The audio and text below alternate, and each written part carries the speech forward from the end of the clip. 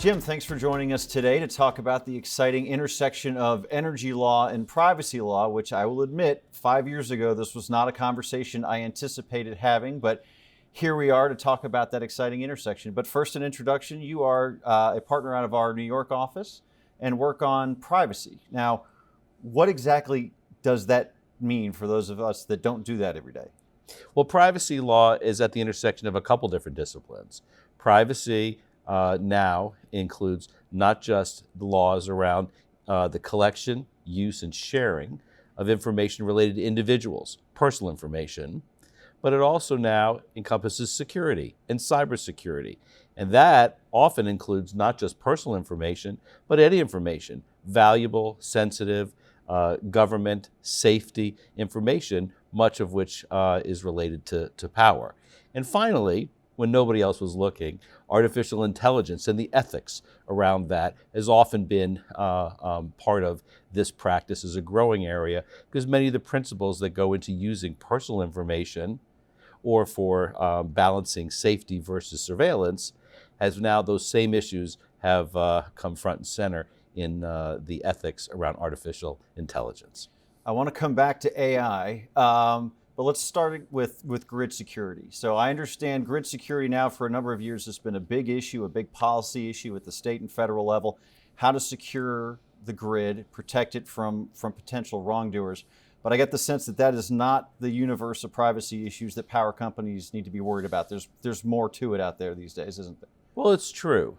While grid security is paramount, it's about safety, protection from foreign actors and terrorists to make sure that we're all sound and we have a supply of power for usage. So grid security, while cyber techniques and the threat actors become more sophisticated, that continues to evolve and is an area that many of our power clients continually to increase their practices. But between NERC and FERC and other state and other regulatory areas, many of them have invested a lot of monies and it's very locked down.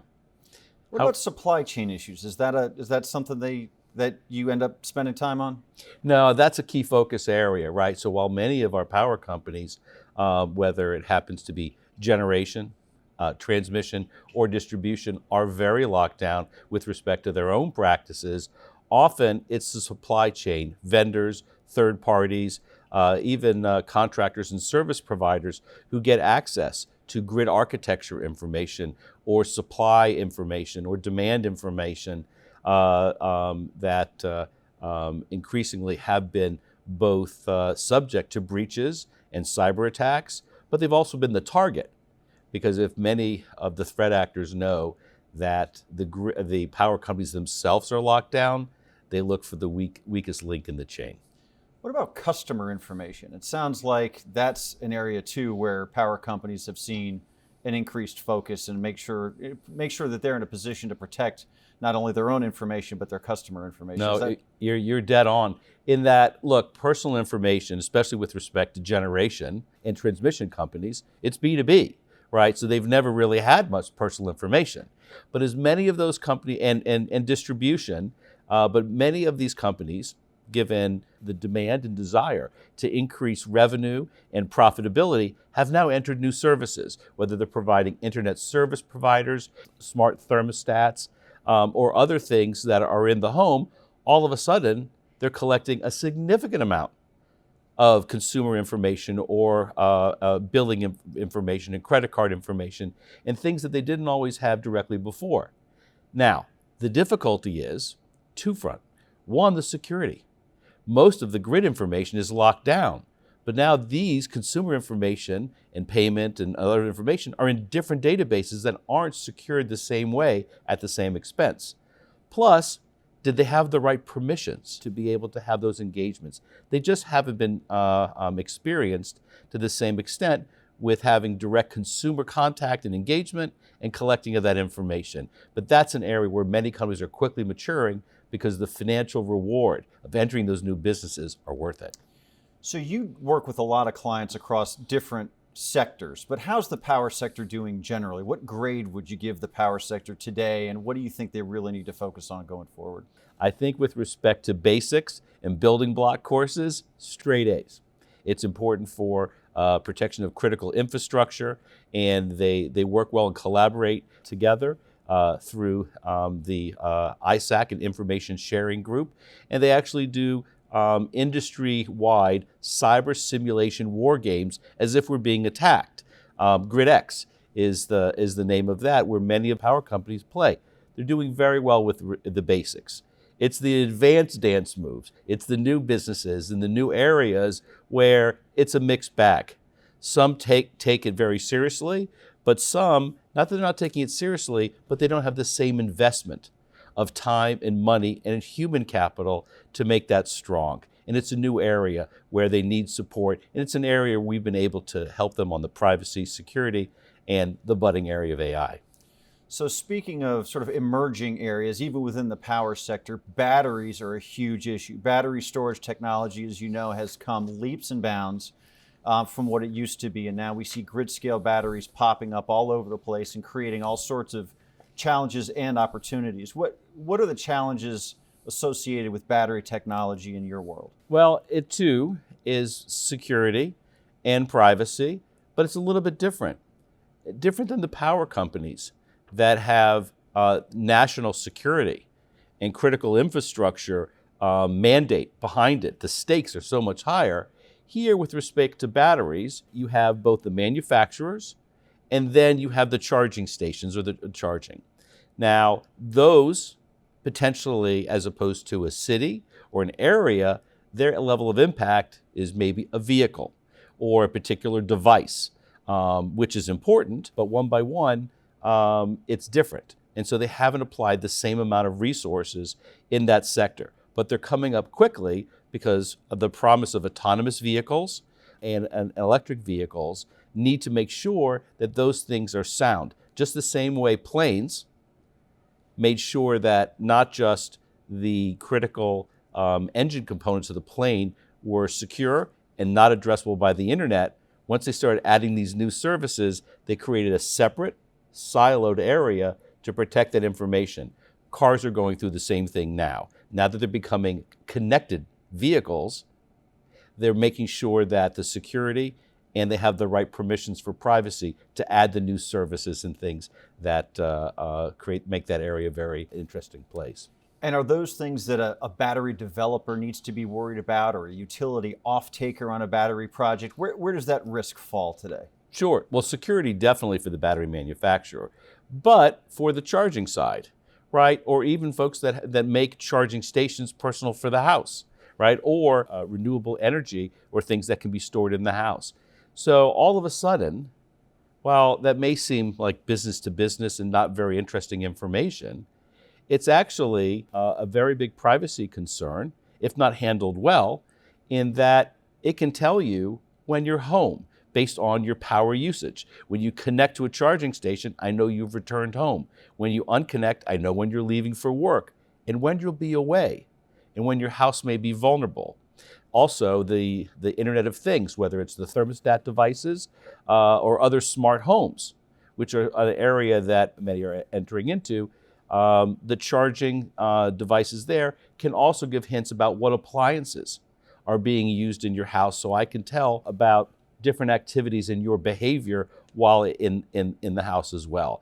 And so the smarter AI and other things that can derive things, then the more that this area will be of an increasing concern and needs to be focused on as innovation continue and business continue to grow in this area. So you mentioned AI a couple of times. Let's talk about it. AI threat or opportunity for the energy sector, or both? Oh, absolutely an opportunity, right? With AI, you can look at consumption patterns and trends, and you can also then do a better job with demand pricing. You can do a better job with making sure that you have power supply availability and manage that more cost effectively than if you had less of an insight into that area. But meanwhile, the concern around AI, or one of the concerns, besides the security and the safety and a number of other things which we've talked a little bit about, One is making sure that it's done in a way without discrimination and bias. Now, you may ask, how in the world would demand pricing potentially end up with bias and discrimination? But ultimately, it comes in making sure that it's not done in a way that maybe not intentionally discriminating, but if you have bias in the data or potentially train an algorithm based on biased data, the output will be flawed too. And so, for example, you may think, well, let's just do it by zip code. In financial services, it was actually determined that using zip code is discriminatory because it relates socioeconomic and race lines. And so some of the natural things you turn to without thinking about with respect to power in other industries have already had challenges with respect to fairness and bias. And so looking at larger statistical metropolitan area power consumption uses and things like that and making sure that data doesn't create a bias from the get-go, those are some of the things that the power, energy, manufacturing, charging source, and others within that ecosystem are making sure that they collectively do in a way that's fair and provides equity and access to all. That's great. So it sounds like I'm sure you get brought in a crisis when there's a data crisis of some sort. Do you also work with clients to develop best practices or try to get out ahead of these issues? Absolutely. So for many companies that are looking to just start in some of these areas, first the new businesses, it's not uncommon to develop a commercial privacy playbook of what you need from vendors and third parties, or updating your privacy policy to make sure that these new uses of information, the blanket covers the bed, and making sure that you can do those things and your marketing practices align with the new privacy policy. Another area is with respect to those that are doing some of artificial intelligence or some of new derived and analytics. There is the beginning, a key place to start. A number of our clients are developing ethical data collection, use, and sharing guidelines. Here are things that we're never going to do. Here are things that we're going to strive to do. And here are some policies, procedures, and training and additional best practices that we're going to have to make sure that we do our best. You can't anticipate all of the consequences and the direction of how and where AI models will go ahead and take you, but that's a start.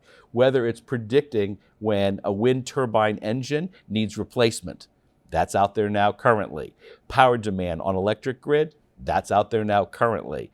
But you start adding consumer services about charging stations, smart things in the home, all of a sudden you've now entered a whole new realm where it's much more personal to people and potentially a lot more threat actors who are just as creative and just as vigilant, unfortunately, as many of the businesses in their innovation.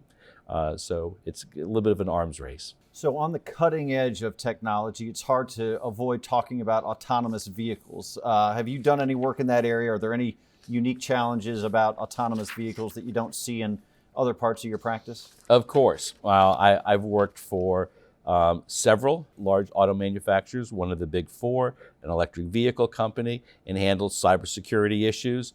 I've worked for a number of foreign automotive and EV companies looking to bring their vehicles to the United States. I've worked for ride-hailing companies who've had privacy problems or how to use their data for better economic, create more value with their data, but in a way that was in line with their privacy promises, plus a whole host of others within the ecosystem.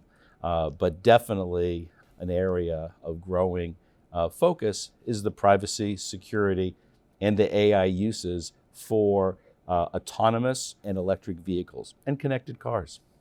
That's great. Well, Jim, look, you and I have been doing a lot more work together recently. I know we're going to do more as we go forward, but thanks for being with us today and sharing your insights.